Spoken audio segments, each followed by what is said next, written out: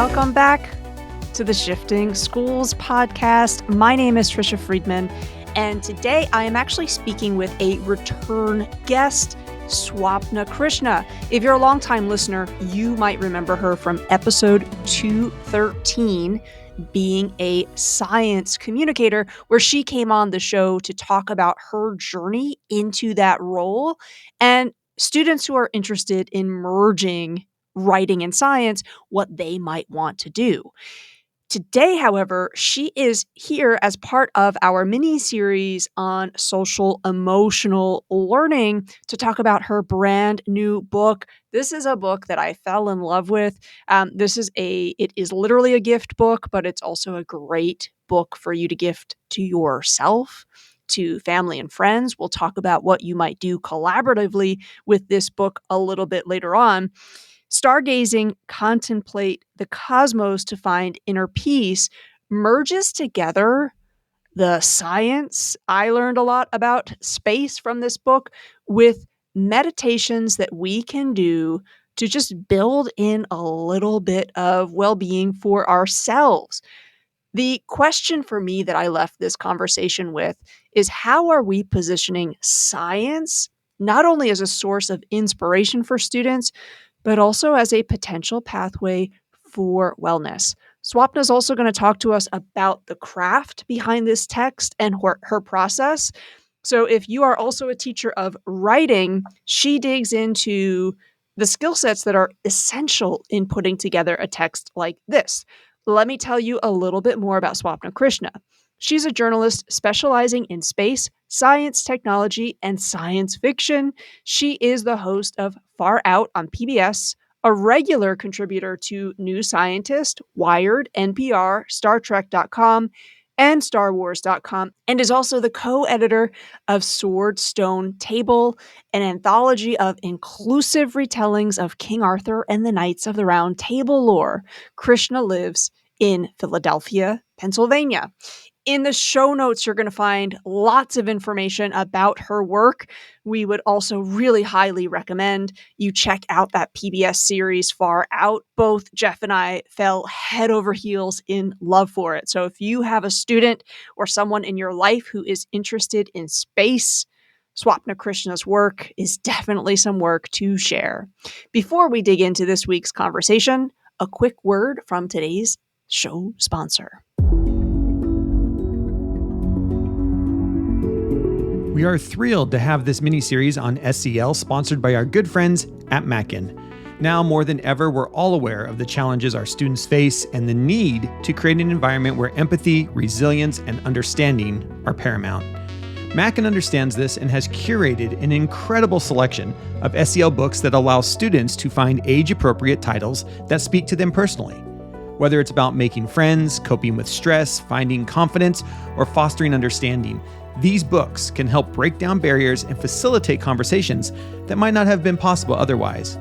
From bullying to determination, from anxiety to mindfulness, Mackin's selections cover a wide spectrum of sensitive topics. Organized by interest level from pre-K to grade 12, there's something for every educator and every student. We all know how important it is to connect with students and create a safe space for them. Mackin's SEL titles are more than just books. They're tools for building relationships, responsible decision-making, self-management, and so much more.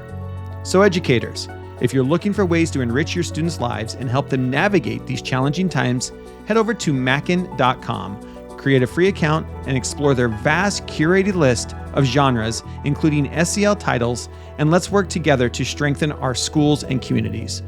For more than 40 years, Mackin has taken great pride in providing an unmatched level of service to all their customers, ensuring that educators and students have access to the tools they need to teach, learn, and grow. Thanks to Mackin for supporting educators and students all over the world. With that, on with the show.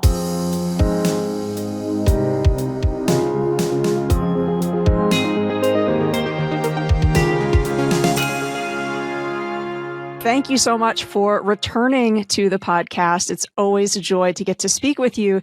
And it's a super joy to be speaking with you today during what is the official book birthday week for your brand new book that's entitled Stargazing, Contemplate the Cosmos to Find Inner Peace, where you connect the reader with science, with wellness, with meditation, with a long history of star watching, as well as its place in mythology. And what's really amazing is you do all of that in a book that is gift pocket size. It's under 150 pages. So I'm wondering, you pack so much into this book. How did you decide what you wanted to prioritize and spotlight inside of this gift book that is a gift in more ways than one? It was a lot because, as you said, it's only about 12,000 words. It's, in a normal, nonfiction book is 75,000, 100,000 words. So it's small. But I was lucky in that this is part of a series. It's part of the Pocket Nature series at Chronicle Books. So there were previous books in the series that are the same format, about the same length, about other aspects of nature. There's a really cool one on clouds, one on mushrooms. And so my editor was able to send me those, and I was able to look at how other people had structured theirs and kind of get some ideas. But I also knew from the beginning, it was pitched to me as a mindfulness book about the stars. And my intention was to turn that around and make it a book about the science and stars and the history, and have some mindfulness in it, because they came to me, a science writer, my thing is science and space. They didn't go to somebody with therapy background or a mindfulness background. So I approached it as a science person and how I see the universe and my personal connection with it. Because I think something that we miss a lot is that our connection with the night sky is very personal. It is very emotional. I've had a lot of people tell me, after reading this book, they got teary, they cried, there's just, it's a kind and gentle book. And that was my intention. I wanted it to be this thing that made you feel good about yourself, this thing that made you feel good about the night sky and encourages people to walk outside and look up and have this relationship with the stars. Yeah, for me as a reader, there were sort of two things that connect with what you just said. One, I felt much more informed, actually, as a stargazing, grower, somebody that feels inspired to do it. There was a lot that I learned, and we'll dig into the science in a little bit. But also, you were very transparent with how meditation hasn't necessarily come easily for you. And that really resonated with me because it hasn't for myself either. I've tried a lot of different things. I have a lot of friends who feel the same way. It's tough. And I feel like the messaging in this book too is find a form of meditation that works for you. And I'm kind of wondering actually, if you would talk a little bit more about how you found stargazing as kind of an access point for you into wellness, because as you said, you're a science journalist, you've got the great PBS series Far Out, but you also are really interested in sort of science fiction, like Star Wars. So I'm wondering where that initial spark came from, and if it connects both to your interest in sci-fi and then actually just pure science as well. So it's funny that you bring up sci-fi, because the idea of using the stars for mindfulness actually came to me from Star Trek. There's an episode of Star Trek Voyager in I think the 4th season, and I'm blanking on the name. I'm sure listeners will know it if you're a Star Trek fan, but it's an episode basically where the ship goes into this void, and they're in this void for traveling across this void in space for 2 years. And it's this pocket of space where there are no stars. And it's about the psychological impacts this has on the crew. It's about, there's a lot of stuff about, what not having the comfort of being able to looking outside and just seeing black all the time. There's no stars, there's no nebula, there's nothing. It's just black. So that part of it. And then there's a scene in this, in the show where Tuvok, who's the Vulcan, who's very into meditation, he actually walks into astrometrics, which is their science, kind of a science area of the ship, and puts on an image of the stars and meditates, because he was he tells one of the characters that I use the stars to meditate. Each star is a thought, and I come in here to do it because I can't look outside. I can't do it from my quarters. And that's kind of where the spark came from, in terms of thinking of a personal relationship with the night sky, using it for meditation. I was very young, but as as a kid who grew up Indian American, I've always been exposed to meditation because it's a big part of my culture. So I've always known that this is a thing that people do. And so I started that very young. I also knew from a young age I was a very anxious person. And I have a very like buzzing mind, and I personally do better when I work on quieting that down. And so that's where it started. So that kind of like, that's where the spark came from. And then from there, and it's not something like I actively thought about. I actually recently made the connection that that's where it's from. It's not something I actively thought about in my life, but it's just that idea that we are all stardust. We are all a part of this. And that really comes from sci-fi for me, and from Star Trek specifically. Like that is like the one thing I can point to when people ask, like, why do you have the career you do? Why are you interested in things you're interested in? And like Star Trek, that's huge. That was been formative for me my entire life. So yeah, that's kind of where the idea of using the stars for meditation came from. There's so much about what you just said that I really appreciate, and that I think will resonate with our educator audience, because for our students who are really passionate about a show or a series, like digging in and seeing where that interest might take them, I think is part of the work of teaching. And I love that your journey started from sci-fi, and, again, you've written for so many different outlets. So that's beautiful to hear. Now, the book also digs into the real science. I said, like, there was a lot of learning that I took away from it. I had never heard of the concept of a dark sky preserve before. And you also introduced me to the website darksky.org, where folks can find a dark sky preserve. I was very fortunate a few years ago, my wife and I lived on Gabriola Island, which is one of the Gulf Islands off Vancouver Island. Very, very remote. I have never experienced the night sky like I did when we were living there. It was just almost overwhelming sometimes. I'm wondering if you might share with our listeners an anecdote about what has been one of your favorite places that you have stargazed from. I have a couple. I have a few favorite places. First, I took a trip with my mom and my sister last year after I turned in the book. It was sort of like a celebratory, I'm done with the book, sort of a girls trip with my mom and my sister. And we went to Sedona. And while we were there, we went with a guide on a nighttime stargazing hike. And, Sedona's very beautiful, and has, if you go to the right areas, a very dark sky.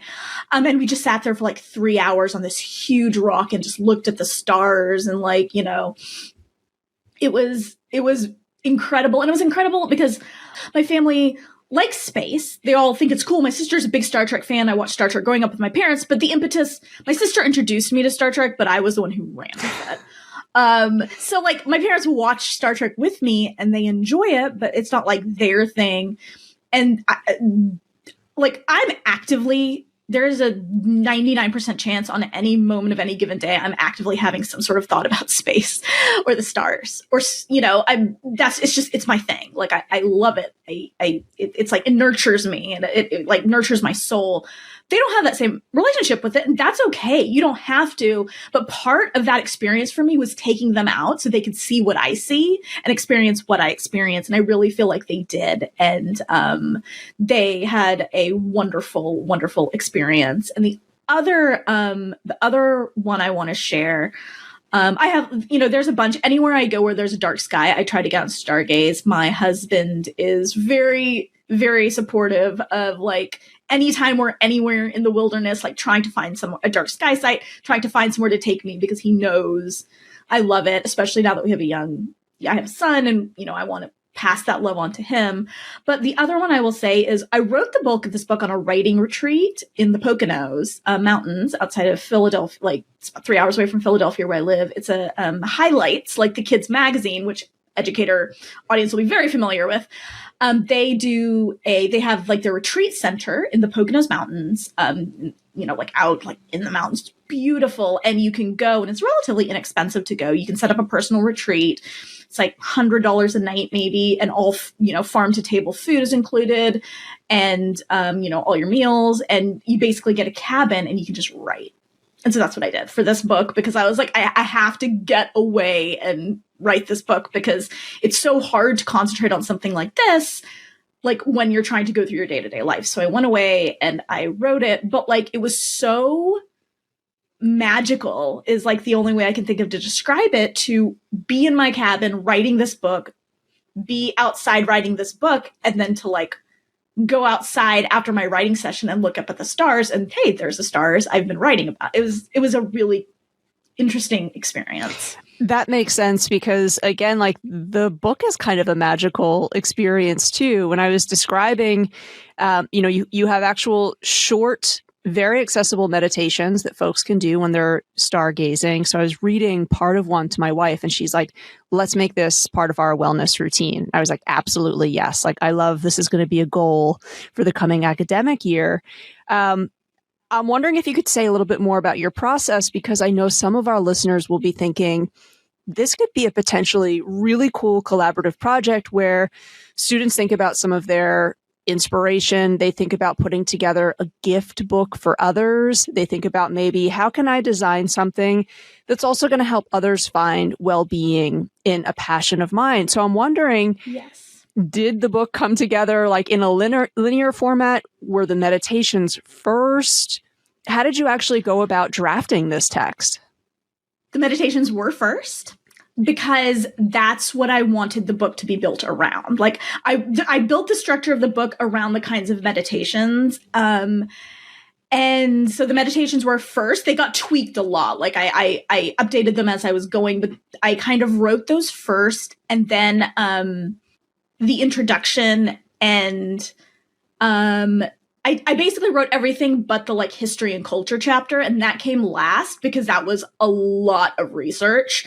So I wrote everything else because a lot of that I was able to do from memory or just with like cursory. I fact check everything, and I had a great fact checker on top of my own fact checking. But that stuff I know, the constellations. So it's funny because I'm actually not the best at picking out the patterns in the sky. And so part of the reason I have such guided, detailed guides to how you find these constellations, it's not easy for me either. Like it's like, there are very few constellations. I just look at the sky, like Cassiopeia, Orion, Ursa Major, like those constellations are very, very noticeable, but like Bootes, I don't know that one off the top of my head. But so like and even if I look at the sky, I'm like, I think that's it, but I don't know. So part of it is like, they're not necessarily supposed to be like easy to find. So like that was a big step. And then the history and culture chapter was the one like I put the most like research into, and like looked up journal articles, looked up which people will find like in the back of the book, like the further reading. As far as I get asked a lot, like, how do you know, like when you're embarking on a big project like this, like writing a book or doing like a really long article, or how do you know what you want to write about? How do you dig deep? How can somebody else replicate this kind of thing? Like basically, how do you know you're ready to write a book, or how do you know you're ready to start this kind of project? And my advice is, at least for writing a book, has to be a topic you're not going to get sick of, because in any long project, for me, I reach a moment in like edits or in research or in writing where I'm like, cancel the contract. I'm going to send back the money. I don't want to do this anymore. I never want to look at this again. No matter how much I love the subject, I always get to that point, just because like you're editing and you're like, oh my God, are we done yet? Like, oh my gosh, like I have a million other things to do. These edits just came back and I have to do this. And like, oh my God, just cancel it. I'm done. Never done that. But I always want to. So like part of it is pick a topic you love. Like have your students pick a topic that they can't get enough of, and they want other people to know about, because that's like the really two big things for me about this book. I can't get enough of the stars. I can't get enough of the night sky, no matter how much we're looking at them. Is it an amazing photo from an observatory? Is it just like going outside and looking up? Is it looking through a telescope from the ground? I can't get enough of them. And I want to tell other people why. I want to explain to other people why I love them and why maybe you can too. And so I think those are the two things. That's where you start. Loving it and wanting to share it with other people. Powerful message, because again, it's a great reminder to us to leave that space for students to really find their interest, and the motivation factor, as you're saying, like the engagement factor will almost organically be there. It doesn't have to be manufactured. You also brought up your fact checker, and of course you write for so many different mediums. You write for yourself as a YouTuber. Listeners, I'll link to the episode where you talk about actually how the learning that you had to go through in terms of writing for yourself for YouTube was very different. I'm wondering actually, across all the different ways in which you are a writer, to what extent it's also useful for you to really flex your collaborative skills. Whenever we have a writer on the show, they often talk about there's almost a myth that writing is done like only by yourself. But actually there's, the editor, there's, as you mentioned, the fact checker, there might be an illustrator that you're partnering with. To what extent do you feel like your collaborative skill set has sort of blossomed as you've been working on so many different types of projects for so many different types of audiences? Oh my God. 100%. Part of the hardest part about doing social media like TikTok and launching a YouTube channel, which I've been kind of in the process of doing, we haven't really had a hard launch, but is that it's so solitary. And I like working by myself, but like I'm so used to working with an editor. I'm so used to, like, right now I'm working on my next book proposal, trying to figure out like what do I want to write next. So I've been like emailing with my agent like 4 times a day, just like random thoughts. And that's so helpful to get that feedback. That's so helpful to just like, for Stargazing, I worked with an editor, my agent, my editor, a fact checker, a copy editor, a proofreader. I didn't work directly with the artist, but I got all the illustrations, which are beautiful. The artist, both interior and cover, did a great job. But like I proofed them all and I looked at them, and it's writing a book is such a collaborative experience, and I miss that for social media, for content creation. I'm still getting used to that, and I'm still getting used to YouTube. YouTube is so different than anything else I've worked with. TikTok comes very naturally to me, that shorter style. The longer YouTube style, I'm still working on, and it's really good. So that's the thing. It's a work in progress. And the problem with a work in progress when you're doing it by yourself is you don't have much to go off of. You have your stats, you have like, how are people responding to this? But like, it's hard. And I love having people to bounce ideas off of, to ask questions of. And that's why I value so much. And I'm on social media so much, because at least I have feedback and I have that collaboration with viewers and with other people. Like, if a scientist is like retweeting my video and being like, this is the best explanation of this I've seen, so clear. And I'm like, oh, feedback. Good. Thank you. Like, because, it's hard. It is really hard to do it solitary. And I enjoy working with editors. I think editors are necessary. I think the reason I consider myself a good writer at this point. I think the reason I'm a good writer is because I've worked with good editors. And so that's, it's so collaborative, and that's so important. I'm wondering if I can just ask a follow-up question about the social media piece. It's been on my mind because I was just listening to a podcast episode from Bridget Todd, one of my favorite podcasters. Her show is called There Are No Girls on the Internet. And she was talking about how TikTok is essentially creating like almost this renaissance of localized citizen journalism, where, at least when I was a kid growing up, local papers were kind of well-funded. A lot of folks were investing in them. They've gone away.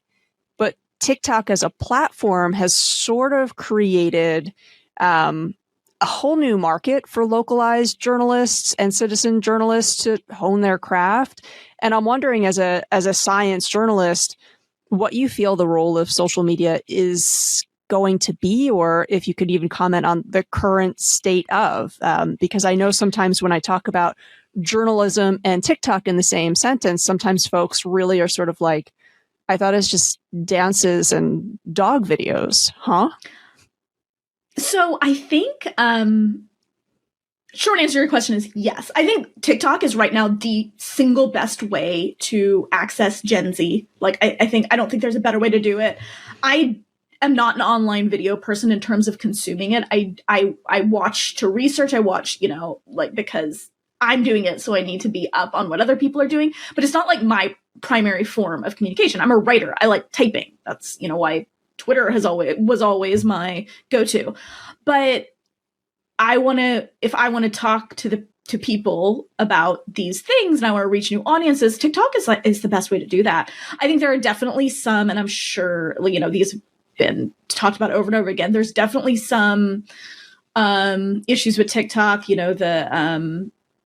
there's not a lot of fact checking. So like people, the whole rise of like psychotherapy on TikTok, and where people are like, these are symptoms of ADHD. And like, no, they're not necessarily. You've seen a lot of people commenting on that sort of thing, but also it raises awareness of things that people wouldn't otherwise have. And I think that's an amazing thing. I am constantly shocked and delighted by how many people on TikTok love space, and how, like, I am not a person who, I don't mind doing dances or like lip syncing. I don't mind doing that. That's fine, but that's not the way I communicate with people.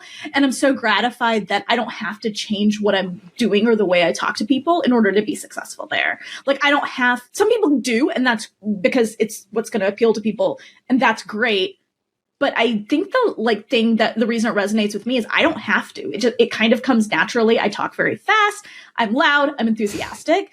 And I can just do those things and people respond to it. And I think that's amazing. And I think in a way, like, as we're trying to figure out what's going on in a post-Twitter world, because it was vital for so many of us for so long, I don't think TikTok can replace it, but I think it's a really good way to reach people and talk about science and other serious topics. Yeah, I mean, it's been fascinating to me the more I've investigated that space, how there's sort of like a niche community for almost anything that you can think of. Yes. Like, I stumbled upon power washing TikTok. In terms of getting recipes, for me now, that's my go-to, because I find, if I Google for a recipe, I have to read sort of like 10 paragraphs before I even get to the list of ingredients. So I think, again, it's an interesting thing to explore with our students who, as you mentioned, because there is so much mis and disinformation on social media, full stop. I think it's great to be talking to students about, what are you engaging with there? Yes. And what are you noticing? For folks who are unfamiliar with TikTok, of course, there are stitches. So you could have put up a video and then I can actually stitch myself kind of responding to you. So I've almost noticed a little bit of a fact checking or an opinion checking that way, which doesn't exist with any of the other platforms. So it's going to be interesting, I think, to even look at, what is TikTok doing different apart from other platforms where the mis and disinformation is maybe the community is looking after it a little bit, which isn't, as you said, a perfect solution. But that's really interesting. Swapna, we wanted to speak with you again, not just because we love all of the work that you do, and listeners, we're going to link to plenty of it over there in the show notes. But this book specifically, we felt, really expands on this mini series that we're doing about social emotional learning and helping adults who have to help students, again, expand on their emotional literacies, think about it for themselves, think about what mindfulness, what well-being means to each of us. Correct me if I'm wrong here, but to me, your book seems to suggest that learning more about the night sky, tapping into our inner scientist, makes the act of meditative stargazing a more powerful experience. If that's right, can you expand on how we can merge knowledge and wellness? If I'm wrong, it's going to be like a, end of conversation, I guess. No, you're 100% right. 100% right. So one of the things I face a lot personally, one of the things people come to me about, because a lot of my TikTok, a lot of my science communication revolves around seeing these amazing pictures from space, explaining what they mean. And a lot of people come to me and are like, these pictures make me anxious because of how big the universe is. It reminds me like how just our brains literally cannot grasp the scale of the universe. And my response to that, and a lot of why I do what I do, and what I do generally, and this book in particular, is understanding what you're looking at can help with those feelings. Understanding, we all feel small at times. We all feel like we're not enough. We all feel like I don't know what I'm doing. What if they find out I have no idea what I'm doing? Imposter syndrome, we all feel inadequate at times. And looking at it, I don't ever want people to look at a picture of space and look at the stars, to look at a nebula, to look at a galaxy and say, I feel insignificant. Because what it took for us to get here, what it took for us to get to this point, we are all made of stardust. We're made of the stuff of the stars. And that's amazing. We're all special. We are all unique in our own ways. And I just never want people for space and the stars to make people feel small. I want it to make them feel powerful and capable and I am here. Against all odds, we are all here. What can we do? How can we make things better? And so that's a lot of what went into this book. It was the idea that if you look at the night sky and you walk out there and you're I don't know what I'm looking at and I don't care, or it doesn't inspire awe, or it doesn't inspire wonder, maybe understanding what you're looking at will help. Maybe getting that science. The idea is I want people to understand that they can understand it too. Science isn't just for scientists. Science isn't just for people with PhDs. It doesn't have to be this gatekeeping thing. Science is for everybody. And anyone can understand it if you want to. If you don't want to, totally fine. I respect that. But if you want to, and the thing that's stopping you is you feel inadequate or you feel like you're not smart enough, guess what? You are. Because it's actually pretty simple. If you want to take the time and learn, that's where all of this came from. And so I do really feel understanding the universe around us and self-acceptance are hand in hand. I love that. I think it's a perfect note to end on because it sets us up, I think, for a great challenge for the academic year of how are we going to see science, not just as a point of inspiration because it's amazing, it's awe-inspiring, but because it also can really connect us back with ourselves and provide us with an opportunity to take that critical pause, to invite some well-being in. And you've also talked about how this can be a social endeavor, right? I love that in many of your examples, you're talking about being with family and doing this together. So for folks who are thinking about taking on this book, maybe expanding on it as a book group and setting up a little bit of a stargazing community. Any thoughts? I just said that was the best note to close on, but I feel like maybe this is the best note to close on. How would you give some advice to folks who are thinking, let's do a book group? I think that is amazing. I think that would be incredible. I think talking a lot about personal relationships with the stars. Why do you or why don't you have one? Why do you think it never captured you? The one thing I will say, my main recommendation for stargazing is, and I have put this in the book as well, but take a red flashlight because you can look through the book and read the book and that will not mess with your nighttime vision because otherwise you have to, use your phone light and then wait for your eyes to readjust to the night sky.